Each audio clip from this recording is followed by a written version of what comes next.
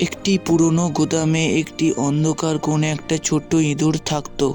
ইঁদুরটি খুব চুপচাপ এবং একা থাকতে ভালোবাসতো। সে সবসময় আশেপাশের জিনিস পর্যবেক্ষণ করত। অন্য ইঁদুরদের মতো সে খাবার চুরি করে দৌড়তো না। পুরনো জিনিসের মধ্যে রহস্য খুঁজতে তার বেশি আগ্রহ ছিল। এক রাতে গুদামটা খুব অস্বাভাবিকভাবে নীরব ছিল। চারিদিকে কেবল হালকা বাতাসের শব্দ শোনা যাচ্ছিল। হঠাৎ গুদামের ভেতর থেকে মৃদু আলো দেখা গেল। ইঁদুরটি ধীরে ধীরে সেই আলোর দিকে এগিয়ে গেল। গুদামের একবারে শেষের দিকে পড়েছিল একটি কালো রঙের টুপি।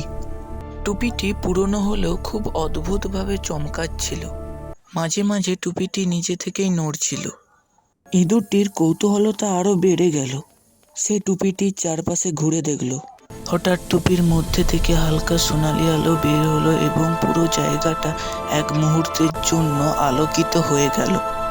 ইঁদুরটি ধীরে ধীরে টুপির কাছে এগিয়ে গেল। সে ধীরে ধীরে টুপির ভিতরে ঢুকে গেল।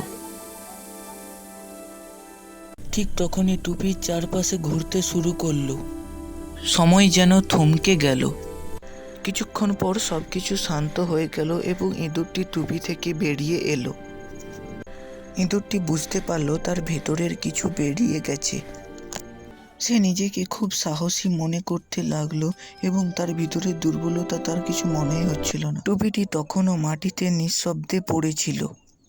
কোনো আলো নেই, কোনো কিছুই নেই।